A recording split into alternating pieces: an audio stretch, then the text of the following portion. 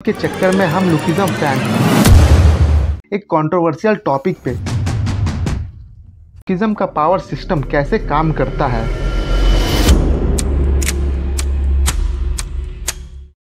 नमस्ते भाई लोग, welcome back to the channel. तो लुकिज्म के फाइटर्स की दुनिया में एक बहुत ही पावरफुल कॉन्सेप्ट होता है जिसको कि हम मास्टरी कहते हैं। ये एक साइन है उनके स्किल्स और पोटेंशियल का। ये सिर्फ एक एबिलिटी नहीं बल्कि एक ट्रांसफॉर्मेशन है जो एक कैरेक्टर को उनके लिमिट से बहुत आगे पुश करता है और उन्हें एक नई लेवल पे ले जाता है। मास्टरी के 3 डिफरेंट स्टेजेस होते हैं जो मेंटल और फिजिकल चैलेंजेस से भरे होते हैं और अगर तुम मास्टरी के भी ऊपर जाते हो तो तुम पाथ पे पहुंच सकते हो। तो गाइस चलिए इस वीडियो में मैं आप सभी को एक्सप्लेन करूंगा कि लुकिज्म का पावर सिस्टम कैसे काम करता है, जो भी मैंने अभी तक लुकिज्म मानवा देख के समझा है। पहले मैं आपको मास्टरी के डिफरेंट स्टेजेस के बारे में बताता हूँ, जो कि है part 2 mastery, surpassing the wall और अचीविंग द मास्टरी। और इन सब के थ्रेशोल्ड को पार करने के बाद आता है पाथ। तो चलो इन सब को एक एक करके ब्रेक डाउन करते हैं। थ्रेशोल्ड।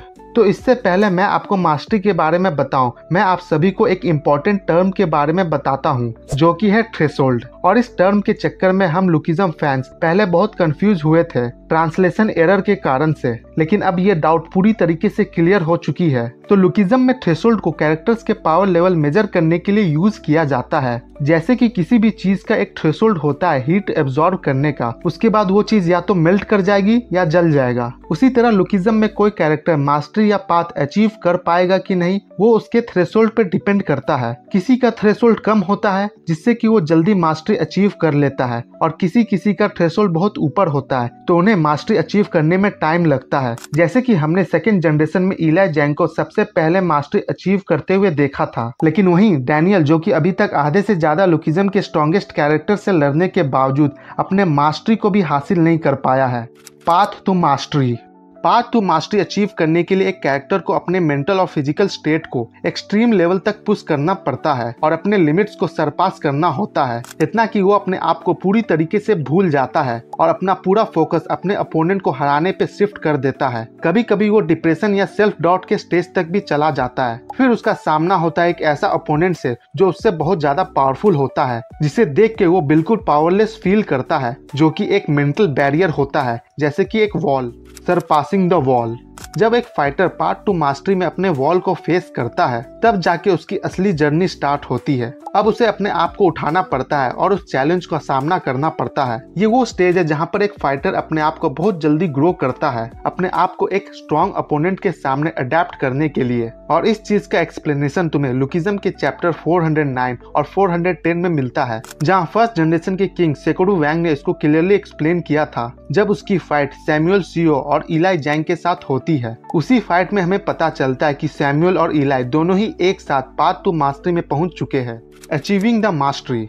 अपने चैलेंज का सामना करके एक फाइटर अपने मैक्सिमम पोटेंशियल तक पहुंच जाता है और अपने मास्टरी को अचीव कर लेता है। मास्टरी का मतलब सिर्फ ज्यादा स्ट्रेंथ नहीं बल्कि अपने चूजन फील्ड का इतना डीपली समझना होता है कि वो अपने लिमिट्स को भी क्रॉस कर चुका होता है। उसका फाइटिंग स्टाइल एक ऐसे लेवल पे आ जाता है जहां वो अपनी मास्टरी को फुल्ली एम्बॉडी कर लेता है। Fields of mastery.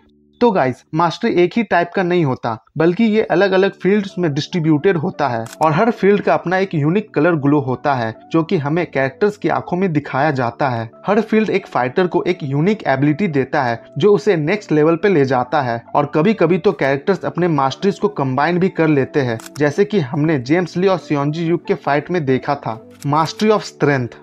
ये मास्टरी एक फाइटर को एक बीस्ट बना देती है और ये रेड ग्लो में सिग्निफाई होती है। जो लोग स्ट्रेंथ में मास्टरी अचीव करते हैं उनके पास सुपर ह्यूमन फिजिकल पावर होती है। वो इजिली दीवारों को तोड़ सकते हैं, स्टील बार्स को बेंड कर सकते हैं और भी बहुत कुछ। फाइट में उनका रॉ पावर ओपोनेंट के डिफेंस को तोड़ने और उसे ओवर पावर करने में हेल्प करता है। इसके यूजर्स है टेसुमा, सियोंजी युग, गैप्रियोंग किम और Hudson on. Mastery of speed.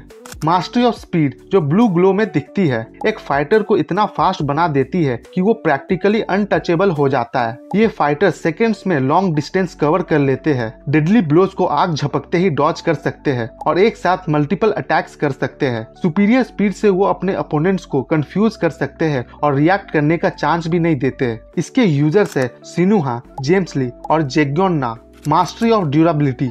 Mastery of durability जो डार्क ब्लू ग्लो में रिप्रेजेंट होती है, एक फाइटर को इंडेस्ट्रक्टिबल वॉरियर बना देती है। ये फाइटर्स एक्स्ट्रा ऑर्डिनरी अमाउंट के डैमेज को बहुत ही आसानी से सह सकते हैं और लंबे टाइम तक एक फाइट को हैंडल कर सकते हैं। वो अपने मसल्स को हार्डन करके अपने बॉडी पर लगने वाले अटैक्स का प्रेशर को न्यूट्रलाइज कर लेते हैं। इनका एंडोरेंस इतना ज्यादा होता है कि वो अपने ओपोनेंट को थका के इजिली डिफीट कर लेते हैं। इसके यूजर्स है जैक ली, सैमुअल सीओ और वास्को। मास्टर ऑफ टेक्निक जो लाइट पिंक ग्लो में दिखती है उन फाइटर्स के लिए है जो बहुत इंटेलिजेंट और स्किलफुल होते हैं। ये फाइटर्स अपने माइंड से फाइट करते हैं, नए मूव्स इन्वेंट करते हैं और सिचुएशन के हिसाब से नए स्ट्रेटेजीज बना लेते हैं। इनके पास कॉम्प्लेक्स मूव्स करने की एबिलिटी होती है, जैसे कि इनविजिबल अटैक्स या हैंड ब्लेड्स। ये फाइटर्स फाइट को कंट्रोल करके हर स्टेप में अपना डोमिनेंस दिखाते हैं। इनके यूजर्स है जेम्स ली और जीचैंग क्वाक। मास्टरी ऑफ इंस्टिंक्ट में फाइटर्स की आंखें ग्रीन कलर में ग्लो करती है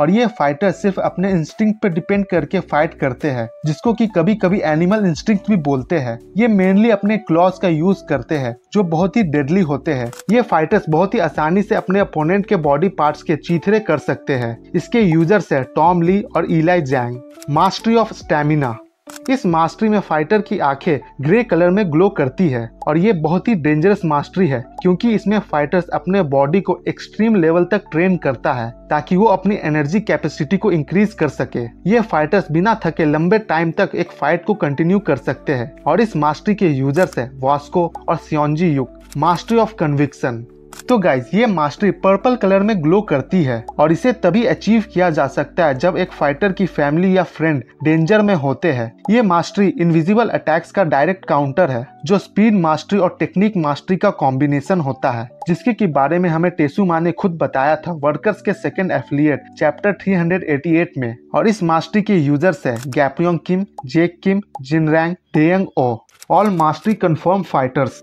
तो गाइज मास्टरी को मैं एक और एग्जांपल से समझाता हूँ। तो देखो गोंसियोब जी और टेसुमा के स्टूडेंट्स जैक ली और हडसन अहन के पास भी वही मास्टरी है जो उनके टीचर के पास है, लेकिन इससे वो अपने टीचर से ज्यादा पावरफुल नहीं हो जाते क्योंकि उनकी मास्टरी थोड़ी अलग है जिनको कि हम ट्रू मास्टरी कह सकते हैं। तो अब मैंने स्क्रीन पे सारे फाइटर्स के लिस्ट को लगा दिया हूँ जिन्होंने 2, 3 या 1 भी मास्टरी को अचीव कर रखा है। आप पॉज करके इन्हें पढ़ सकते हैं। पाथ, तो पाथ एक ऐसा स्टेज है जिसपे एक फाइटर तब पहुंचता है जब उसका सामना एक ऐसे फाइटर से होता है जो कि उससे बहुत ही सुपीरियर होता है। मास्टरी में एक फाइटर अपने फुल पोटेंशियल पे रीच करता है, लेकिन पाथ में वो अपने पोटेंशियल को ब्रेक करके अपने मेंटल स्टेट को फिजिकल स्टेट से कंबाइन करता है और एक अल्टीमेट डायमेंशन के रास्ते पे निकल जाता है, जिसकी की डिटेल्स हमें चैप्टर 557 में गन के थ्रू मिलता है, जहाँ वो हमें बताता है कि एक पाथ मास्टरी से बिल्कुल अलग चीज होती है, जहां मास्टरी को कोई भी एक्सट्रीम ट्रेनिंग या अपने लिमिट्स को सरपास करके हासिल कर सकता है, लेकिन वहीं पाथ को हासिल करना इतना आसान नहीं होता है।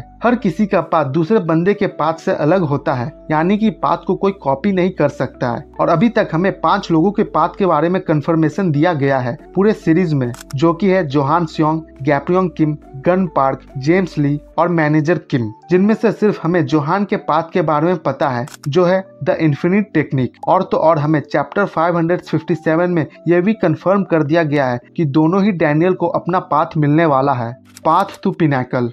तो देखो गाइज, अब मैं बात करने जा रहा हूँ एक कंट्रोवर्शियल टॉपिक पे, जिसके की बारे में हमने पहली बार चैप्टर 510 में यूजिन और मैनेजर किम के बातों से सुना था, जो कि है पाथ टू पिनाकल या पाथ टू पीक, जो भी तुम कहो, क्योंकि कई लोगों का कहना है कि ये भी एक एबिलिटी है जिसको अचीव किया जा सकता है। लेकिन मुझे ऐसा नहीं लगता, बल्कि मुझे लगता है कि ये एक टाइटल है जो हर जनरेशन के स्ट्रॉन्गेस्ट फाइटर को दिया जाता है, और ये फाइटर्स अपने जनरेशन के इकलौते फाइटर्स होते हैं जो अपने पाथ को अचीव कर पाते हैं, जैसे कि गैप्योंग किम प्री जनरेशन के थे और जेम्स ली फर्स्ट जनरेशन का। लेकिन हमारा सेकेंड जनरेशन कुछ अलग है, यहाँ पर मल्टीपल फाइटर्स है जो कि अपने पाथ को अचीव करने वाले हैं। तो उस हिसाब से जोहान स्योंग पाथ टू पिनाकल टाइटल का हकदार नहीं हुआ। कंक्लूजन, तो गाइज हमने देखा कि मास्टरी की फील्ड एक फाइटर को फुल पोटेंशियल तक रिप्रेजेंट करता है, चाहे वो स्ट्रेंथ में हो, स्पीड में हो, ड्यूरेबिलिटी में हो, टेक्निक में हो या किसी और चीज में। और वहीं हर एक पाथ अपने में एक यूनिक एबिलिटी है। पाथ को सिर्फ best of the best fighter he achieve कर पाते हैं। सो गाइज अब मुझे आप बताइए कि आप लोग मेरे इस एक्सप्लेनरी थ्योरी वीडियो से एग्री करते हैं या नहीं,